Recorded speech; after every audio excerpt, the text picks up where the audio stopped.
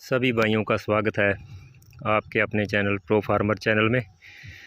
भाइयों, जो अब इस समय की स्थिति चल रही है कॉटन की, जो अगेता लगा हुआ है अप्रैल महीने में, वो तो अपना 50-60% 70% काम भी कर गया है। जो उसके बाद का मई महीने का, ये मई महीने का कॉटन है, 15 तारीख उसके बाद लगा हुआ, ये अभी अपना फल बनाना शुरू किया है। यहाँ इसने 2-2 4-4 इसके अंदर बॉल बने हैं अभी।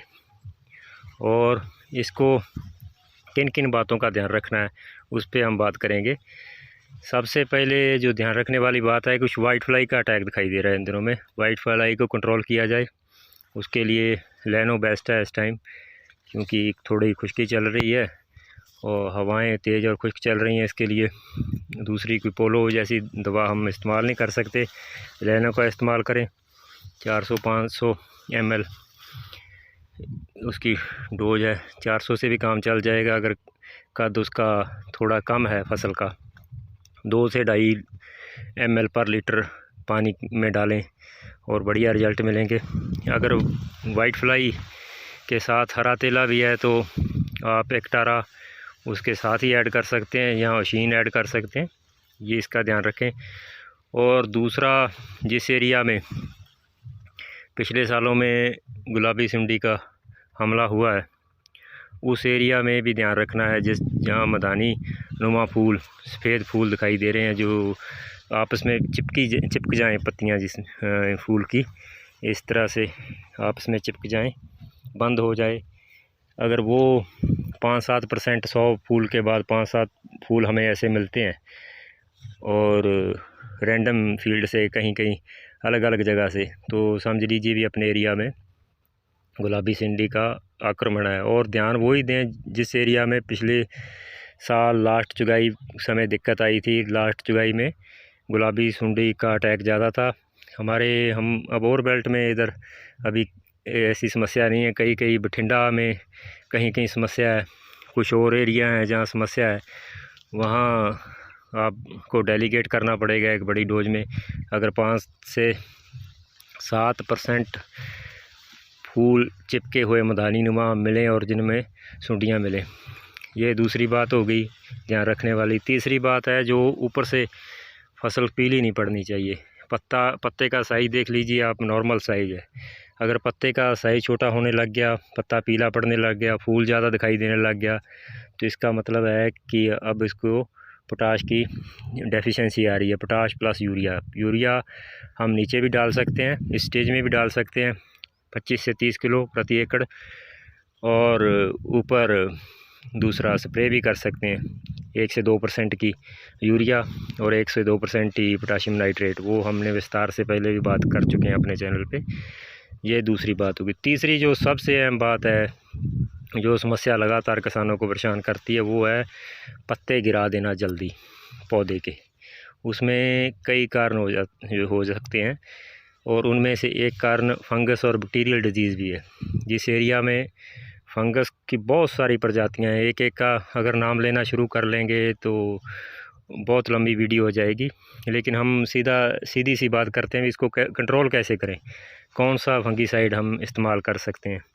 इसमें यूपीएल का अवांसर गोल्ड है, उसका इस्तेमाल किया जा सकता है। नेटिवो है, थोड़ा महंगा, उसका भी इस्तेमाल किया जाता है।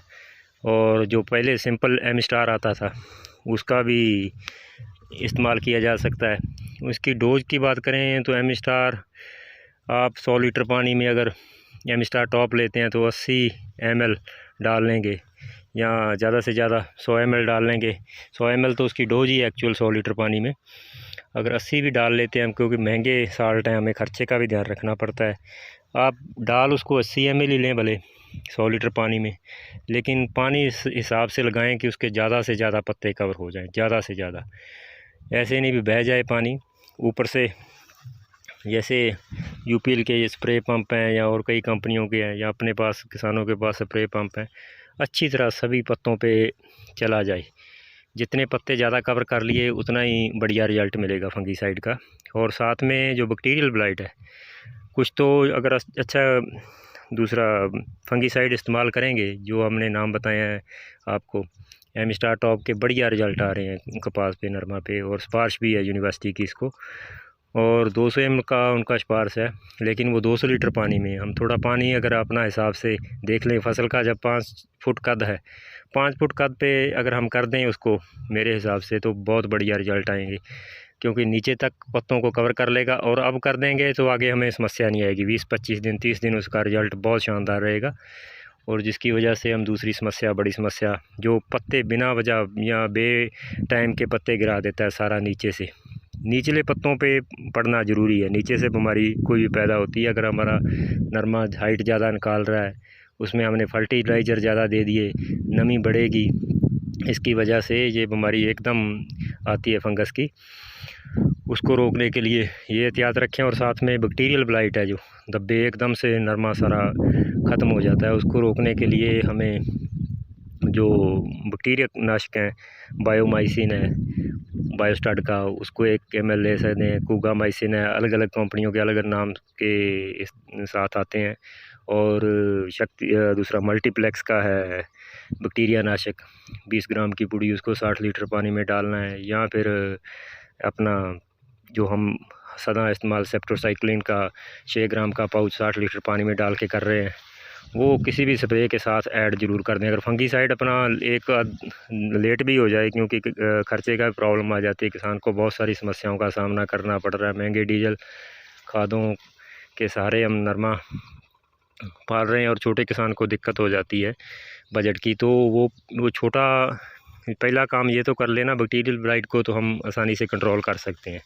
150 लीटर पानी लेंगे तो आप साफ ला लिए 2 या 3 पुड़िया ही हमें 180 लीटर पानी में चली जाएंगी, तो वो 90-100 रुपये खर्चा आएगा। और कोई हल्का फुल्का दूसरा फंगीसाइड भी उसमें मिक्स कर लें तो भी काम चल सकता है हमारा सस्ते में। नहीं, बढ़िया फंगीसाइड वहाँ ज़रूर करें जहाँ फसल बढ़िया है, रेट बढ़िया आने की उम्मीद है, और इस पे ख़ास तवज्जो दें।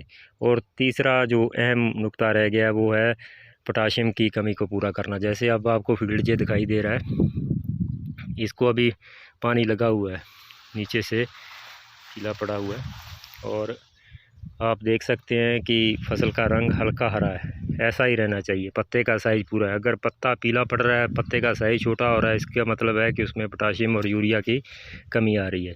अगर बहुत ही ज़्यादा पीला पड़ रहा है तो इसका मतलब है पानी लगाने के बाद उसमें सल्फ़र की भी कमी आ रही है। और वो आप सल्फ़र बेस फंगीसाइड भी इस्तेमाल कर सकते हैं। और दूसरा, आप स्प्रे में भी सल्फ़र को यूज़ कर सकते हैं। और जो पोटाशियम नाइट्रेट है, उसकी स्प्रे तो आप हफ्ते बाद 10 दिन बाद, जब भी आपको समय लगे वो ज़रूर करें।